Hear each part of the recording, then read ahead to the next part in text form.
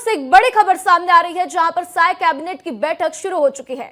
तो सीएम साय की अध्यक्षता में बैठक हो रही है। नवा रायपुर के मंत्रालय में ये बैठक चल रही है। तो बैठक में धान खरीदी पर समीक्षा की जा रही है। आपको बता दें कि शीत सत्र में पेश किए जाने वाले विधेयकों पर भी चर्चा की जा रही है। तो विधेयकों को भी आपको बता दें कि आज मंजूरी दी जा सकती है और बैठक में कई अहम महत्वपूर्ण फैसले भी लिए जा सकते हैं। तो फिलहाल ये बैठक चल रही है और फिलहाल ज्यादा जानकारी के लिए मेरे सहयोगी खोमन साहू मेरे साथ जुड़ चुके हैं, उनका रुख करते हैं। खोमन, आज धान खरीदी को लेकर इस बैठक में चर्चा होगी कि कहां कहां क्या क्या दिक्कतें आ रही हैं और किन किन मुद्दों पर चर्चा हो सकती है, विस्तार से बताइएगा। देखिए राधा, कैबिनेट की जो बैठक है वो शुरू हो गई है। धान खरीदी पहला मुद्दा रहने वाला है, क्योंकि धान खरीदी लगातार पिछले 10 दिनों से छत्तीसगढ़ में चल रही है।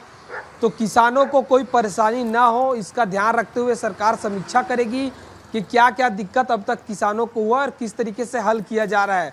यही कारण है कि मुख्यमंत्री ने निर्देश दिया है कि अपने अपने क्षेत्र में जो विधायक हैं, मंत्री हैं, वो धान खरीदी का दौरा करें और समीक्षा करें, एक तरीके से जाने, वहां जाकर किसानों से बातचीत करें कि किसानों को कोई तकलीफ तो नहीं हो रही। तो कुल मिलाकर धान खरीदी की समीक्षा कहीं ना कहीं होने वाली है।